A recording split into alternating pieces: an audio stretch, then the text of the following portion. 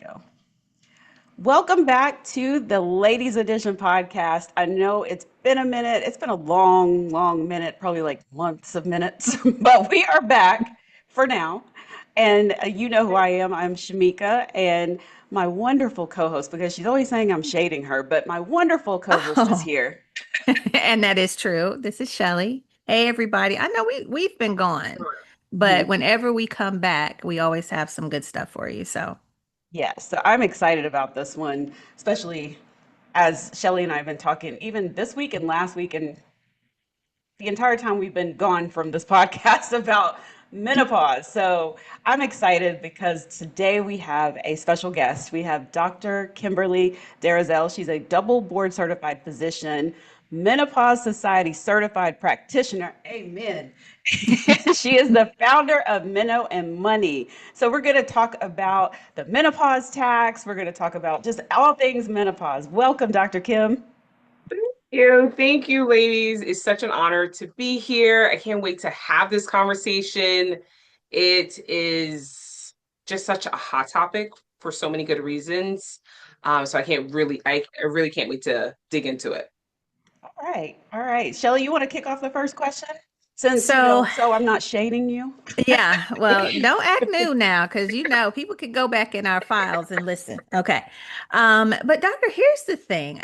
We've been on this menopause journey for a little while. Okay, Shamika and I, and we're just finding it's like every day you uncover something new and, a new symptom that is among the 950,000 other symptoms that we seem to come across. And you've coined the term the menopause tax. What is that? And how are women paying it before they even realize really what's happening?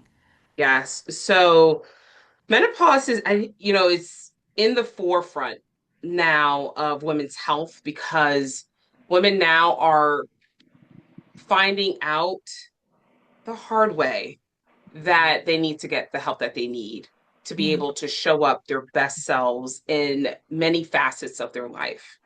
And so it wasn't until, for decades, my patients were telling me when they were going through this transition how they've had to make so many changes in their either schedule to make appointments where they were coming out of pocket, sometimes dipping into their retirement to be able to pay for care, or finally in retirement and not and cutting in running into issues where they weren't able to actually retire on time.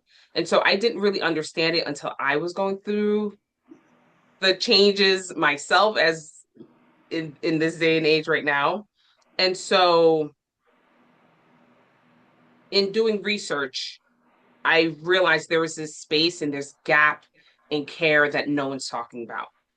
And I pointed the Yeah. menopause tax because there's three pillars where women are being hit and they're not realizing: care costs, career costs, and compounding costs. The Hmm. care costs is the one that we can see, it's more tangible. We can see it in the doctor's receipts, in the itemized billing.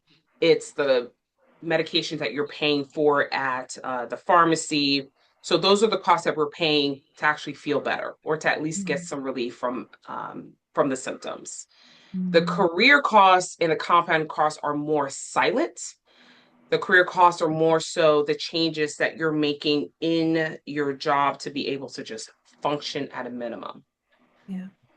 And then the compounding costs are more really insidious. It is essentially the growth that you're not making on your accounts when you're not being able when you're unable to actually contribute to your retirement funds. Yeah.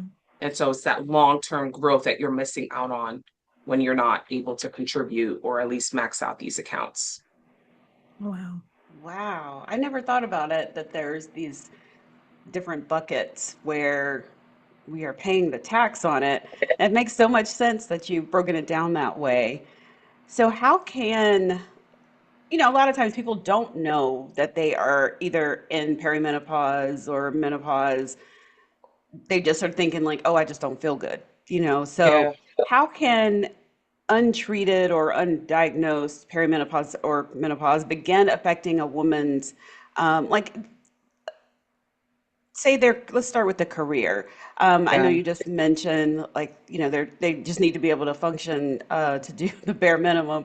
Like I swear every day in my head, I'm like, I quit, I'm not doing nothing Yeah. else. No, I have literally quit Yes. recently. So, Did you? Okay. Yes, talk to us about Yeah. that You career followed tax a through. You little followed more. through on it. So yeah, the I want to clarify your question real quick. Okay, yeah. I So will the share people the to finish. career tax, Yeah. um, how can, just like, if you don't know that you're dealing with these symptoms, you just think it's just, say, oh, I'm having, you don't realize it's a hot flash. You're just like, I feel feverish. I just don't feel good. I Mhm. don't want to go in today, or it's starting to affect you mentally. How can that affect, just everything around you, especially Mm. with that career thing? Obviously, you're messing with your money, but is there any other ways that it's affecting you while you're at work? Yeah. So the most common thing I hear in the office from women, that the most commonly thing I hear is, I don't feel like myself. hmm, And you're living in this body 3, 4 decades, even 5. You know how you typically show up at work, what sort of your energy level, what makes you more productive, what makes you most productive. And yeah, so what typically happens is, you don't feel well, you are taking time off of work, you're going to go see the doctor, or the provider, and you're starting to have that conversation. There are some jobs now that actually, in your employee benefits, you're able to actually have access to telemedicine providers. Mhm. So I have a friend who works in a school system. She's an administrator, and they have a health center right like down the street. So they don't even need to take time off. They're able to get the care they need and come back to work. So I want to say all that is, if you know that you are not feeling like yourself, the first thing that you need to do is have that conversation with your provider. And yeah, if you can do it in a way where you don't necessarily have to take time off, like whether it's a telemedicine provider that you're seeing, you can see maybe during your lunch break, or going to the healthcare center, that's attached to your work facilities, then that would be the next best step. Okay. So don't flip a desk and don't cuss everybody out. Got it. yeah. Or when you start that, just know something is wrong with you. That's a little odd. Yeah, yeah.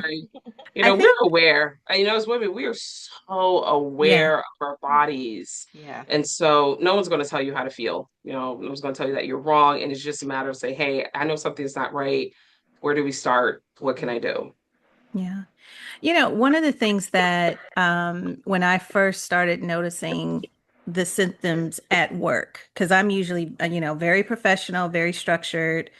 I am a rule follower. Mhm. That's just me because I don't want nobody playing with my coin. Yeah.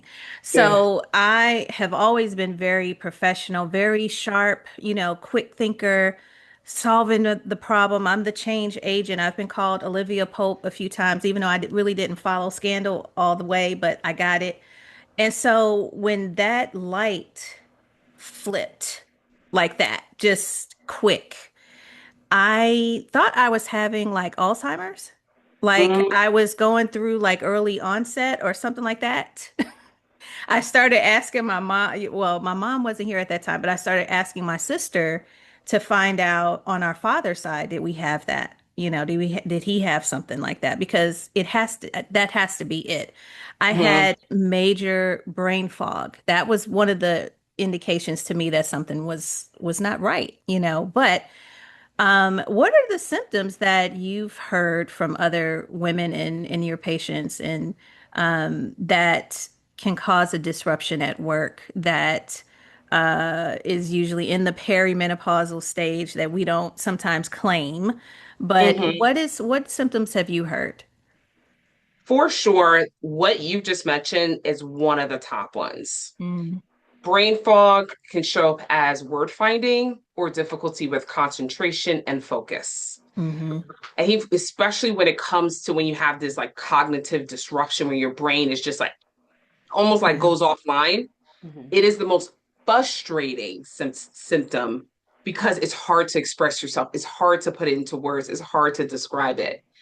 Um, some of the others, there's more than actually 40. So far, what we know documented through studies, symptoms that are associated with perimenopause.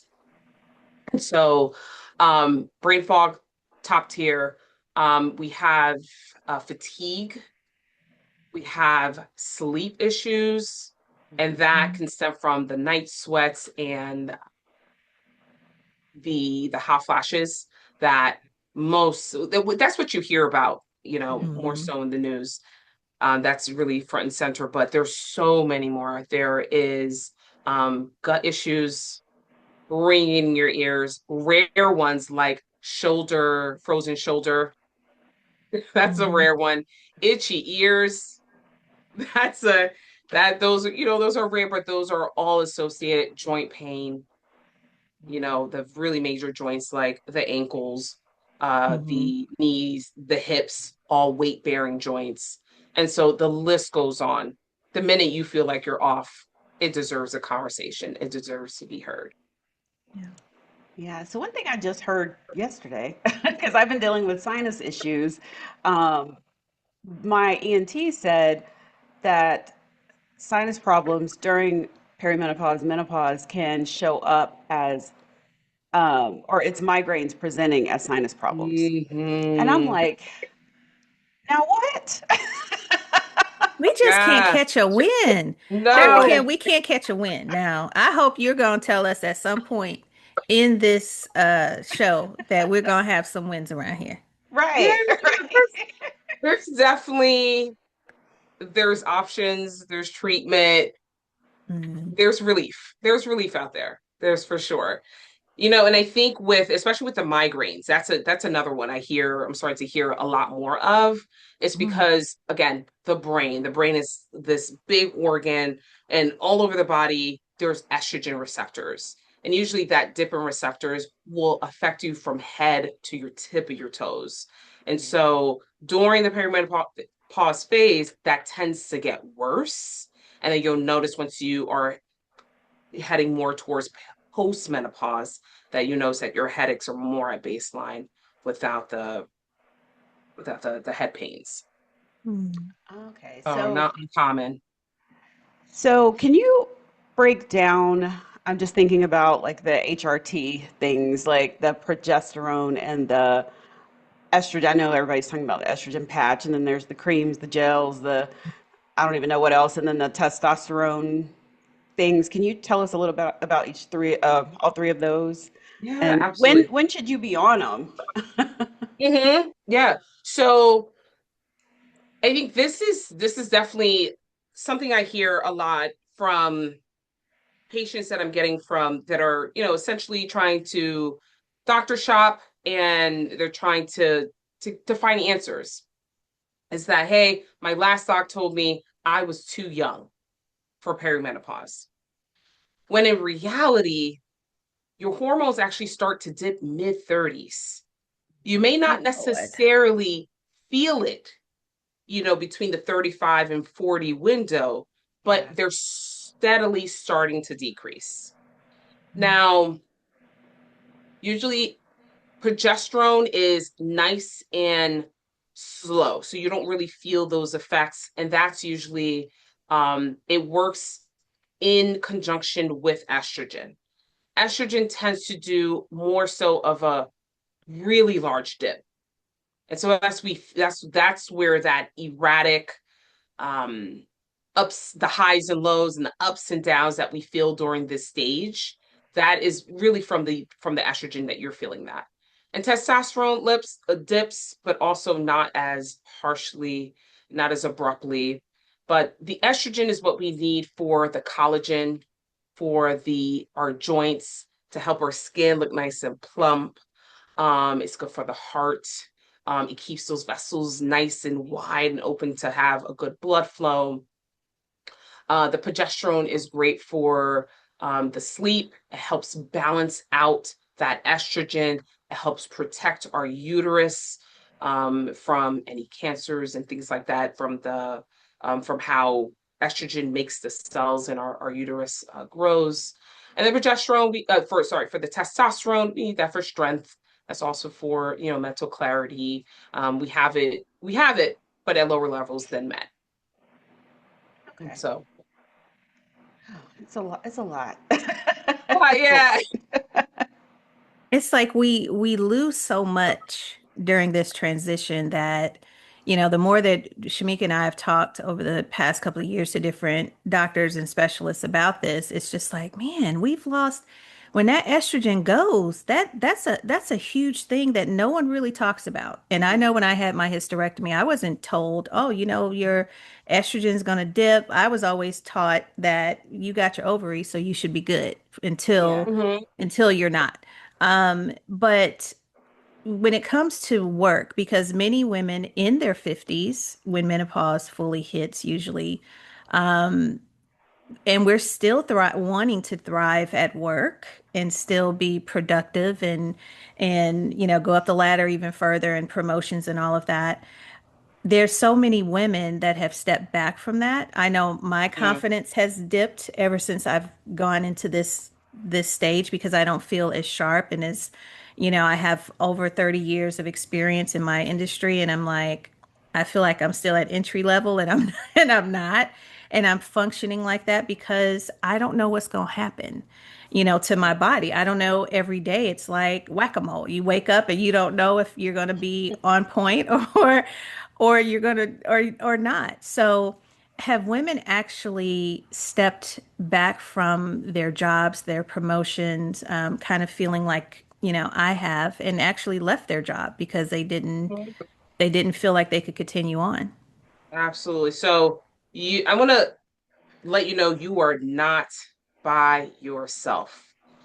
Statistics have shown that 1 in 4 women think about either quitting or cutting back their hours every Wow. single day as they go through this transition.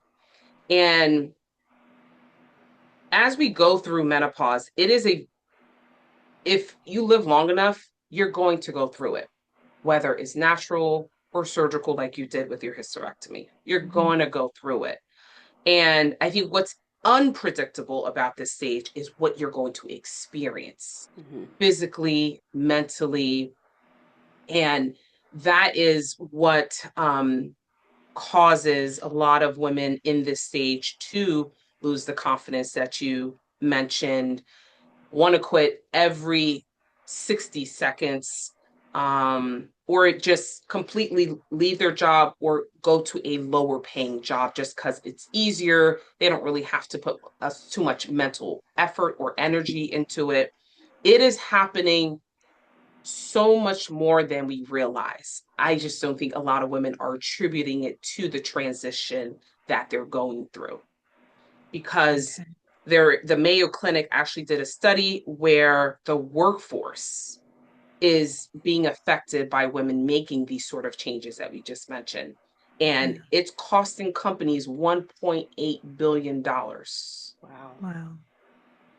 Perimenopause and menopause is causing companies $1.8 billion because of these changes that women, especially women in these in the C suites, in leadership positions, Mhm. they have Yeah. a plan, but then life has, Mother Nature and just, the natural transition just forces them to make decisions that are for them and for their families as well. Mhm. And Wow. so you're not alone. And the numbers are there to prove it. Mm. Wow. So why do you think that Black women face an even greater menopause tax? Because I feel like Yeah. we experience it a lot more than our counterparts. Yes. So Black women experience it earlier, longer, and more severe than any other age group. And there is a higher risk of us going to our providers, Mhm. talking about how we're feeling and getting dismissed or ignored, Yeah. and also not being offered treatment, Mhm. even though they know that we get this earlier, longer, and more severe. And so um, that is an area where is just under researched as well.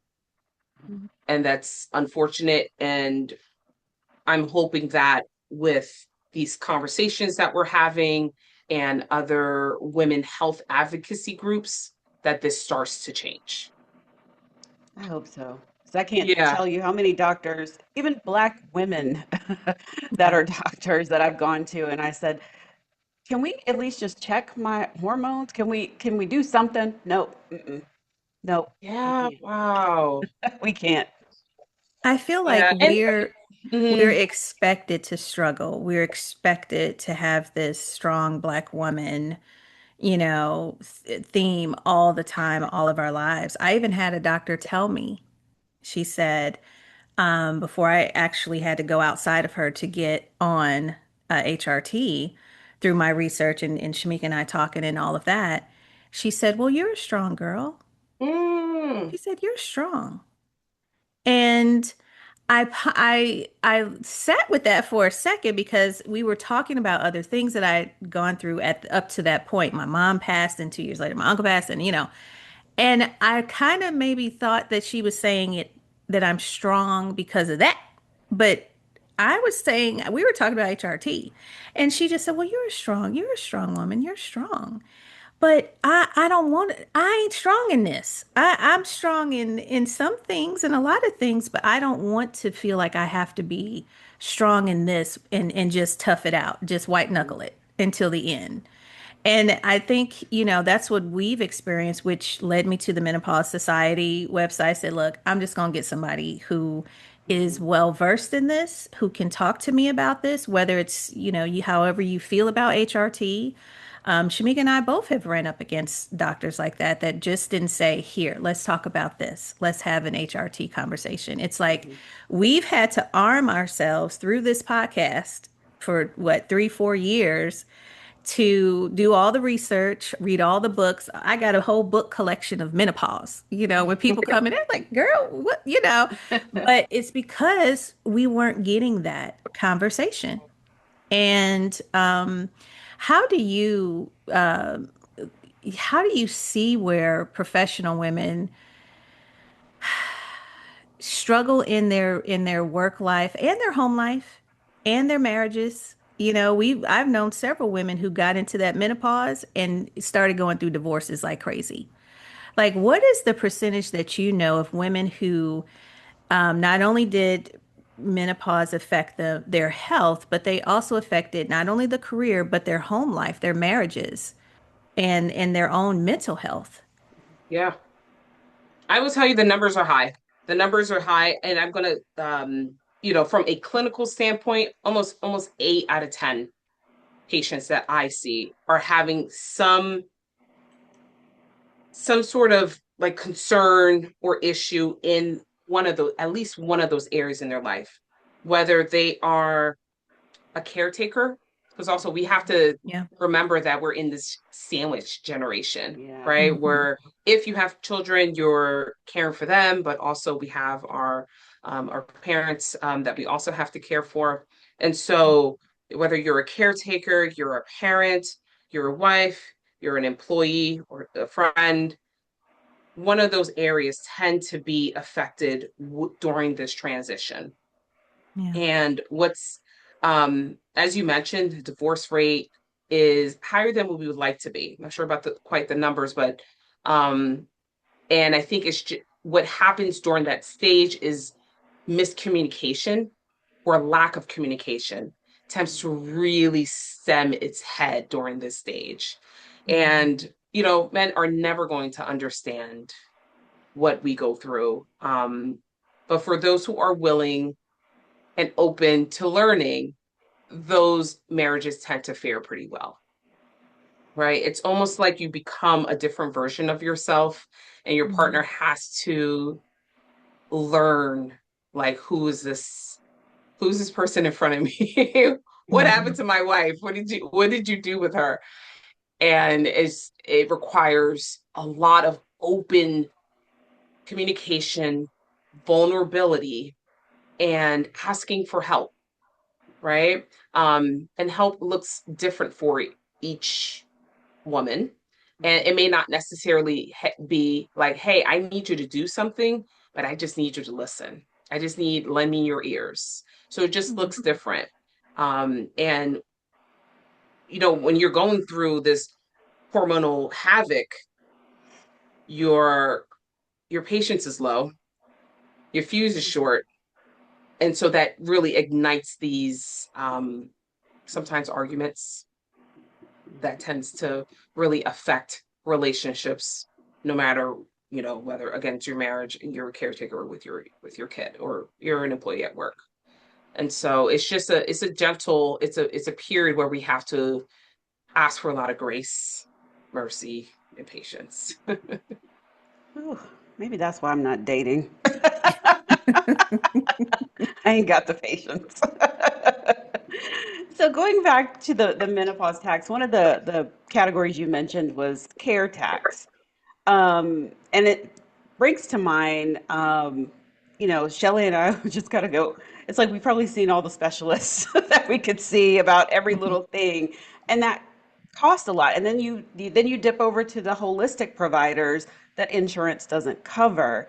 So what should women listening know about these other menopause related costs that insurance might not cover? Yeah, yeah. So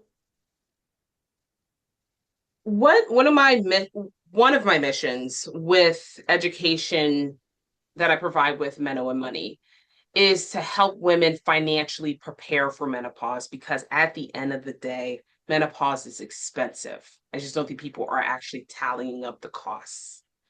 And so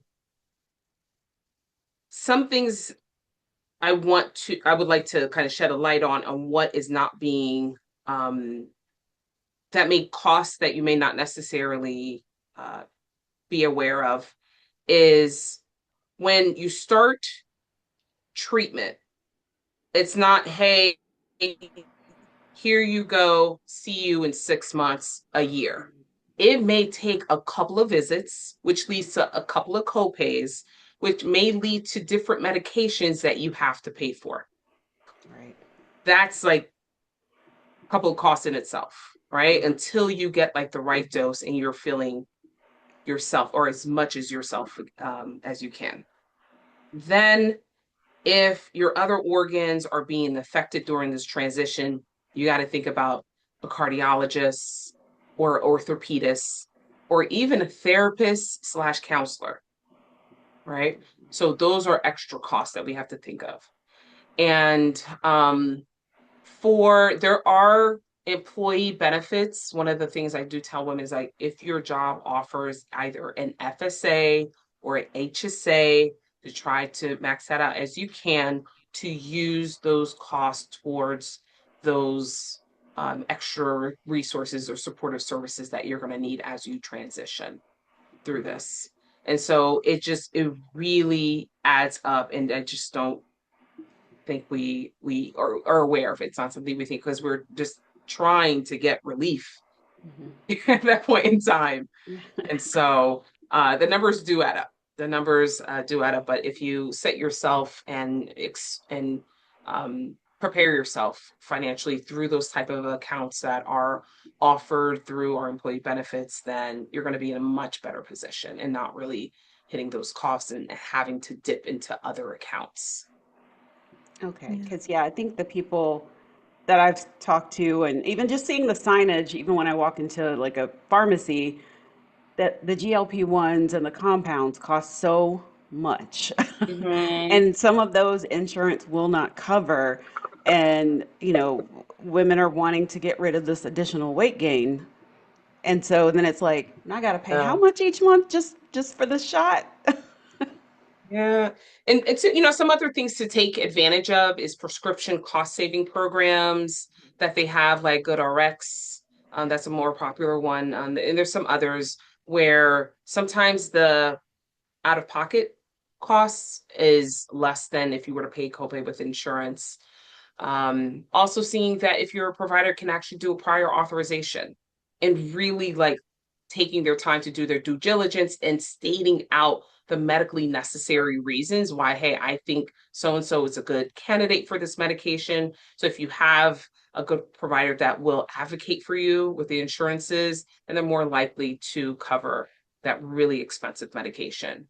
Okay. And another thing that you can do that I don't think most people take advantage of is going onto the pharmaceutical manufacturer's website and finding out what direct deals that they have.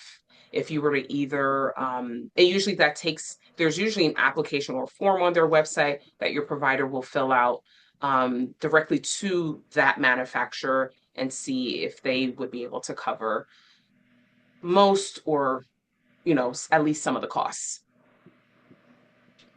Now, since we're talking about that, I know I haven't been on medication before, like I am now. Now I'm on the patch, the Mhm. progesterone, the Rogaine.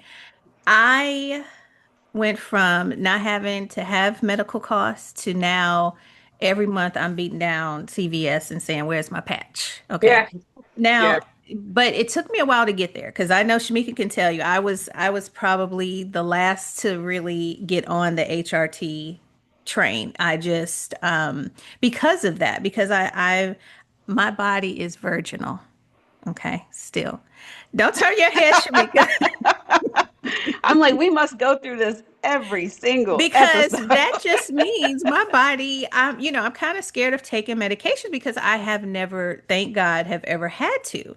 So I'm hmm always concerned of how my body's going to react. So now, having been on the patch, I had to really convince myself, go through all of the, trying to hear both sides and making sure that I'm clear and I'm not afraid of it because I was very afraid of it. So HRT has scared a lot of women over the years, Black women included. Like we're yeah, just told, hey, tough it out, or my mama didn't do that, grandmama didn't do it. But what do women really need to understand about hormone replacement therapy and the benefits, the pros, cons? What should they really know? yeah, absolutely. So not everything is for everybody, right? So I want to lead with that. And HRT is the gold standard when it comes to hormone care. That means if you are a great candidate for it, that you will benefit from it, right? But not to say that there's not other options. And with the right dose, with the right monitoring, it is safe for the right patient, right? Always go low and slow. Take your time. It's going to take maybe a few tweaks here and there, but when you get it, you're going to just it's almost feel you're gonna be able to exhale from the deepest part of your soul. Like, thank God. And so, for those who are not a candidate, there are some non hormonal options that can offer you relief as well. So, um, again, all starts with a conversation, but I just don't want women to think whether, that they have to white knuckle or struggle through it. We're in 2026. We do not have to do that any longer. The science is there. The FDA removed that black label that was on HRT back in November 2025. And so it's providing women a lot more access to the options that are out there. There's still research that's coming out with different versions, especially for those who are not a candidate for HRT. Um, and so the options are there. The options are- And we don't have to be scared. We don't have to be scared. going into a conversation with your provider, it is very important to know what the risks are, the benefits are, as well as the alternatives. And that's with any medication that we're on. I think I've trained my GP because she's like, I'm prescribing this, but I already know if you look it up, you're not going to take it. And I'm like, there Hmm. you go. You Google it. If you Google it, right? And you know what? It honestly, you don't have to commit to anything, right? If you try Yeah. something, it doesn't mesh with you, that's okay. On to the next. Hmm. Nothing is permanent. Well, as we go into the stores and we see on the TikTok shops and like just online in general, the menopause market is full of these gummies, teas, powders, creams, all these miracle promises that, this will get rid of every single symptom and you're going to feel great and you're going to feel like you're 20 again and all this other stuff. So how can women avoid that menopause tax and spending money on things that just are not going to work? And how Yes, can they really know it's not going to work too? right. That's definitely that's that piece of the market is truly driving up the care costs. Hmm. And what I can say is that unless there are some supplements that are beneficial for menopause. One, there are a couple. We love a B vitamin complex, magnesium glycate, great for the brain, great for sleep, creatine. But those are also ones that have been studied, right? Hmm. So these are ones that have been studied. And I think it's just if you are looking for a non-hormonal or maybe an herbal option for menopause, you really got to do your own research because these are not things that are supported by the FDA. These are things that are not necessarily researched. And they may work for one person and not work for another. I would say try prescription options first. And then if you need kind of like a boost, then you may look into those options, but you have to do your due diligence in doing research, looking up the quality of the what they're putting into these medications, what into these supplements, have to be looked at as well. It's just honestly the supplement or market and the vitamins market is really used at your own risk. Hmm. Is used at your own risk. But I would opt more so for the supplements and vitamins that have been studied. That have been studied. I want to go back to a question that I think I had earlier where we were talking about, advancing in your career and you're going through all of these different internal changes, but you still want to stick around. I want to still stick around just a little bit longer. So I'm 52 Mm. now, so I want to be. Oh, that kind of hurt coming out my mouth. I was like, 52. dang, you're that old? I didn't know I that. know, right? What's Had you not happening? said that, I would not have guessed that. Oh, well, thank you. But I still feel like I want to stick around in I work in higher ed. I work with colleges and I love what I do. But I don't I'm seeing more recently that companies are having the conversation about menopause. They are. I saw one job because, I said I was looking for a job. There was one job description that said, here's in the benefits section, full benefits. Something it kind of said a little bit about menopause. It didn't say menopause, but you knew that's what it was talking about. And I said, oh, wait a minute. This is Wow. going to be a thing now where it was Mhm. actually saying, the benefits of this or a friend of mine told me that her office has menopause consideration. I guess the new mental health day. I need a mental day. But what should women ask for with their job or their director or their company, period, without feeling like I gotta let everybody know my business. I gotta let everybody know that I'm menopausing. I gotta, how can I approach my director or my company to ask for, hey, I may need a day where I could do that without having to explain what it is, especially if they know you don't have no kids or no ailing parents and you don't have no reason not to come to work. Hmm. And so the fact that they're starting to actually include that language in like the job descriptions is amazing. Hmm. It's we're headed in the right direction. That's what Yeah. that tells us. And so I think the best tip that I give women is to ask for flexibility. Meaning, if you are able to work from home on the days that you are not feeling 100%, if they offer that option, that would be the best because you still get to be productive. You still get to keep your work day, but yeah, at least you're at home and no one's actually seeing you at your worst or just not when you're feeling well. And so the flexibility in scheduling is a great way to kind of to accommodate that. Other that than that is, taking the extra days, the PTO days or the vacation days or the sick days to have a mental day, Hmm. But that flexibility in scheduling is usually a great accommodation where you get what you need and they get what they want. Hmm. Oh, I like that. I like that. My one of the jobs that I contract, they just started offering, and I've never had this somewhere where I'm freelancing, but they started offering all the contractors um, a better help for therapy, and it's unlimited. You can talk to as many therapists as you want to in a day, because he was like, the president was like, I want y'all to like really focus on your mental health. And I'm like, Mhm.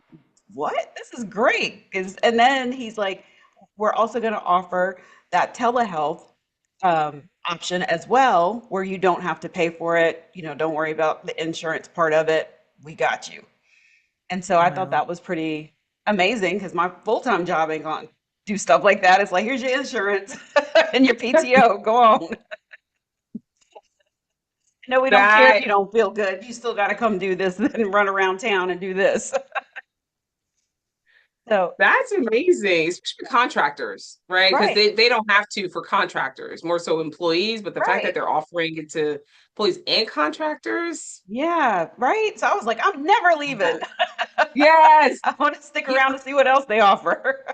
yeah, and these benefits too, a lot of workplaces are using it as retention tools, Yeah. right? Because Hmm. you have just amazing women who have been 20, 30 years in their career, moving up the ladder. They know the job inside and out. They know they have goals, right, Yeah. on their team. And so they're using these benefits to really keep women in the positions that are, or to allow them to advance in their career. So that's dope. That's real dope. But it brings me to the next question. For those women out there that don't have like an amazing contracting job like I do that's offering that, or this all the cost of all the medicines, the doctor visits, and all the things, it's like dipping into their finances. What can they do now to kind of start repairing the damage and get back to a place where they feel financially stable?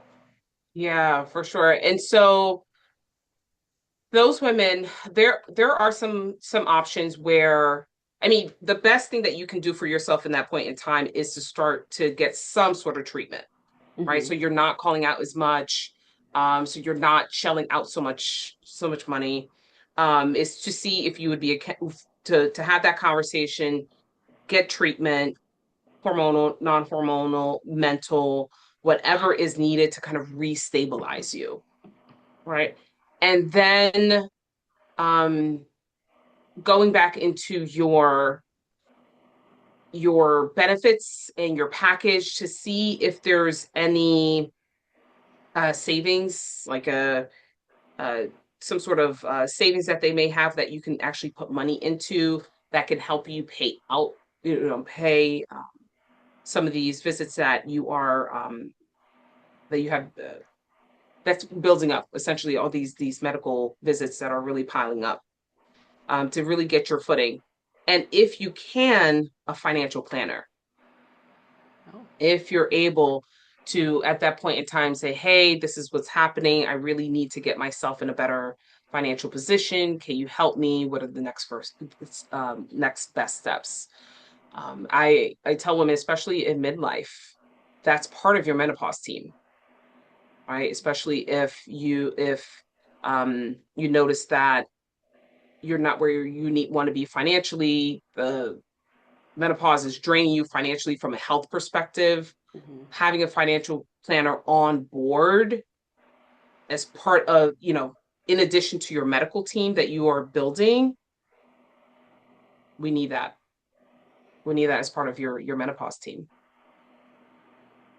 Yeah. Wow. Now, doctor, let's say I'm 30 years old, okay? Mhm. And mama didn't tell me anything about menopause. I don't even recall her going through nothing.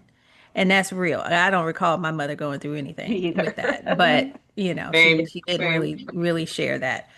I'm 30 years old. I'm living my best life. I'm looking good. My bones are just nice and moist. They're just not giving me any cracking. The cartilage is moving. Everything is just working. I don't even have to try to lose weight. I just think it, and I'm down 5 pounds. Like everything is going right. Yep. You just had to say What Perfect. moist. what should I start doing? Because I have some younger friends who are in that age range, 35, and they're like, "Girl, we ain't trying to hear what you saying. You know, you walking around here, Grandma Moses, but we still young and good, you know." But I'm like telling them, you better get prepared. This is a warning. You better get prepared. So what should that 30, 40-year old person do at this stage right now to Mhm. prepare for this life that they gonna get? Yes. I think at that age, you just don't even think you're ever going to get to this age. So it doesn't hit the same. Mm-mm. Um, and so one is just really making sure that they know that this will come, whether you like it or not. It's going to happen. And two, what the next best thing I would do is either have a high yield savings account or money market account that I would start putting anything as little as $10, $25 a month into these accounts. So that would be your menopause emergency fund when the time starts. A menopause emergency fund is what I would suggest that they start building in their 30s for when this time comes. It's great See, advice now because I y'all don't hear think, that? right? Because I don't think I would have. No, I was too busy dipping No, and we doing at were the in the club, so clubs. I would have What you been buying mean? drinks. That little $20, that's going into a drink. Okay, apple martini, something. Okay. Go A new to outfit. That's a MAC new outfit for the Cosmetics, honey. club. That was that. You know, we weren't thinking like that. And that's what I No. tell them that I'm like, this snuck up on me. So we were just, Shamika and I were just talking. I said, well, when did we meet? And we were just going back to how we met. And I used to live in Tampa for many years, and she Okay. came down, and I was like, but how old were we? Why were we in clubs? Like, And that just popped up in my Facebook memory. So it was 2009, 2010. yeah. So when we were doing it, we had no idea that Yeah. this No. time would come this fast. Now, granted, Mhm. we helped ours along because we both had hysterectomies around Yeah. a year apart, but it was like, golly, it just came so fast. And I wish Yeah. I was better prepared. I know we both do because we've learned so much in this journey. We've learned so much, probably more than what we wanted to, Yes. but we have learned. And I just want like the younger generation to not be like how we had to learn about it after the fact, after we're crept up in Perry. I didn't even know Perry existed. It was Jesus. just like Yeah. that was just a cutesy term, that didn't apply to me because I still had a cycle. Everything was still good until it wasn't. And it hit fast and hard. And I Yeah. just want that conversation to start, which is why we started the podcast, because this is helping that younger generation to know like this is coming if you're Hmm. lucky enough to get here, but Yeah. you can navigate it. I see some of my family members that I'm like, dang, why you don't look like you struggling over there? Why you don't look like you're dragging like a grandma at 61 or 62? You look better than me. Like, what is happening? How did y'all survive it? And so I just want us to be better prepared, especially as Black women, because Yeah. we take on so much, and we've allowed that to just become our DNA. Like, that's just who we are. We just are strong women all the time. And this is one time when I don't want to force myself to be strong. I want to get something now. I'm going to be like Denzel Washington said, I'm going to leave here with something. Yeah. I'm going to take Hmm. something. Yep. Okay. So, Yeah, for sure. We have to change that narrative. We have to. There's options for us now, and I love that we're starting this conversations, and we can, like you said, share it with the younger generation, so they're knowing in premenopause. Nobody talks about that, and that's like Hmm. early 30s. There's premenopause, then perimenopause, and menopause, which is just one day, the day after 12 months of no period, and then postmenopause is where where we live the rest of our lives. But we definitely need to let the women that are in premenopause even know, like, hey, before you even get here, here's what you can do. Dr. Kim, you have poured into us today. yes, Where can indeed. people find you online? Do you have a website? Where can people find you? Okay, so every week I put out a newsletter on menoandmoney.com. That's where you can find all the tips, tricks that I teach women who are going through the transition, how to prepare themselves financially for this stage. And then also on LinkedIn under Dr. Kimberly Derezil. Thank you so much for coming on the show today. And I'm gonna No, let we Shelly do definitely. the wrap up since she made me do the intro. Well, we definitely appreciate you.